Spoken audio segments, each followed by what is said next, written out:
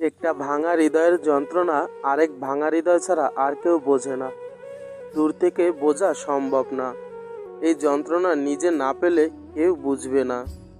প্রত্যেকটা ছেলে যেমন চায় তার স্ত্রী এবং মায়ের সম্পর্ক মধুর হোক, তেমনি প্রত্যেকটা মেয়েও চায় জামাই পেয়ে বাবা মা যেন ছেলের অভাববোধ না করুক। নতুন বছরে অবশ্যই স্বার্থপর হয় চলুন, মানতে কঠিন হলেও এটাই সত্যি, কারণ বর্তমান যুগটা অতটা ভালো না।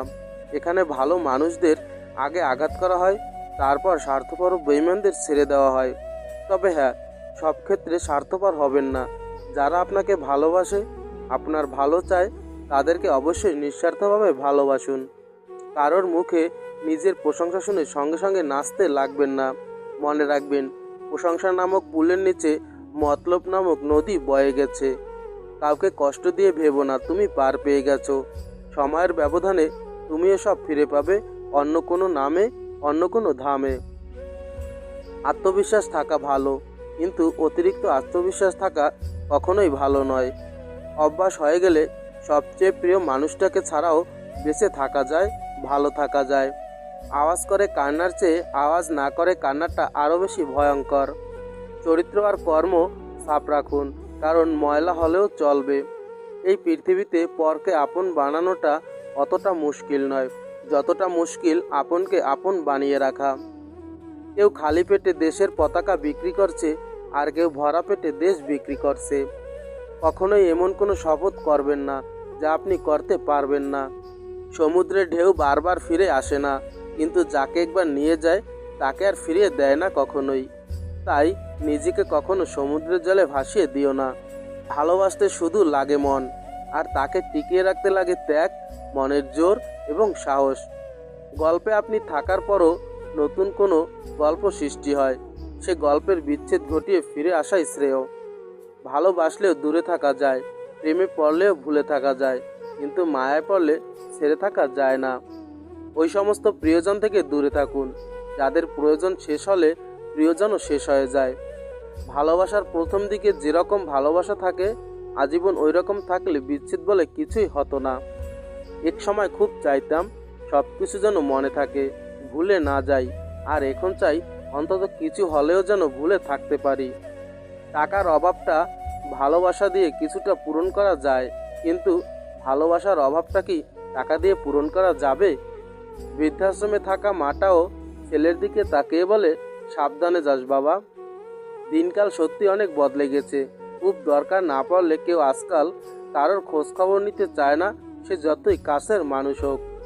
সেই লোকের মতো হন যাকে দেখলে লোকজন বলে, দুনিয়াতে এখনো ভালো মানুষ আছে। কাউকে বিয়ে করার পূর্বে তাকে নিয়ে 2 ঘন্টা জ্যামে বসে থাকুন। রাগ, ধৈর্য আর মুখের ভাষা সব বোঝা যাবে। কখনো প্রতিশোধের কথা ভেবো না। ইতিহাস সাক্ষী, কেউ যদি বিনা কারণে তোমাকে কষ্ট দেয়, একদিন না একদিন সে নিজ থেকে তার ভুলের শাস্তি সে পাবেই, এবং সে অনুতপ্ত হবে। সব কিছুই দেখছি, সব কিছু সহ্য করে নিছি, কিন্তু চুপ আছি, কারণ সময় এখনো আসেনি। সফল হতে হবে তাদের জন্য যারা তোমাকে অসফল দেখতে চেয়েছিল। স্বার্থ আর টাকা, এই দুটোই জিনিস মানুষকে অন্ধ বানিয়ে দেয়। স্ত্রীকে জীবনেও 5টি কথা বলবেন না। 1. স্ত্রীকে কখনোই বলবেন না যে তুমি এত স্বার্থপর কেন। 2. তোমাকে বিয়ে করা জীবনের সবচেয়ে বড় ভুল। 3. তোমার চেয়ে আমার চাকরি গুরুত্বপূর্ণ। 4. শ্বশুরবাড়ির লোকজনের সঙ্গে ভালো সম্পর্ক বজায় রাখুন।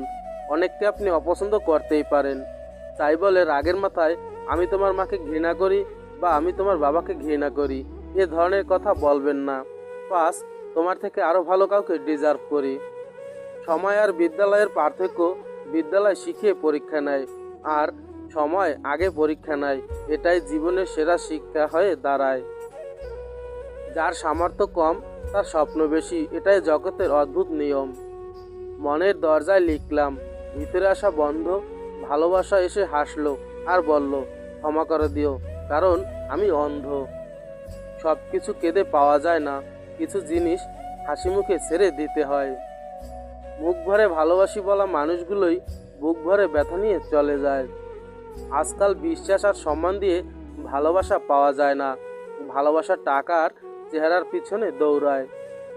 বেকারত্বের হৃদয় নিংড়ানো আজাহারি অন্য একজন বেকার ছাড়া কেউ উপলব্ধি করতে পারে না।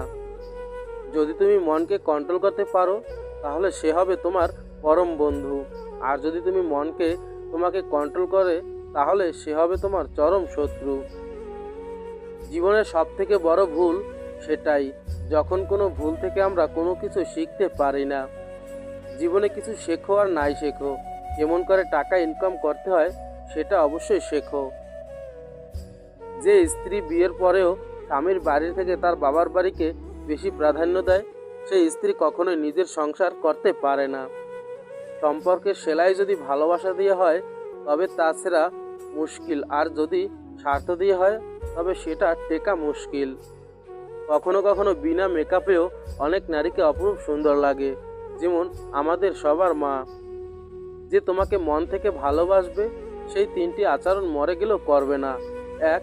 সে কখনো আপনাকে ভালোবাসার কারণ বলতে পারবে না। 2. কোথাও বিপদে পড়লে সবার আগে আপনাকে বলবে। 3. সে সবসময় চাইবে সম্পর্কটা বিয়ে পর্যন্ত যাক। সম্পর্কে তিক্ততা চলে আসলে অপর মানুষটার জন্য যত কিছুই করো না কেন, মানুষের কাছে তুমি কখনোই আগের মতো হতে পারবে না। হোক সেটা বন্ধুত্ব, ভালোবাসা অথবা অন্য কোনো সম্পর্ক। ক্ষতস্থানে মলম দিলে যা শুকায় তবে দাগ থেকে যায়। আমি ভালো নেই কথাটা কতজন মুখ ফুটে বলতে পারে? সবাই নিজের কষ্টটা ভিতরে চেপে রেখে বাইরে হাসি মুখে চলে। তাই এখন মানুষের সব থেকে বড় অস্ত্র হলো মুখের কৃত্রিম হাসি। কারণ বাস্তবে বেশিরভাগ ক্ষেত্রে কেউ ভালো নেই শুনলে লোকজন তাকে মুখের সান্ত্বনা না দিয়ে পরে সেই বিষয় নিয়ে হাসাহাসি করে, ঠাট্টা করে।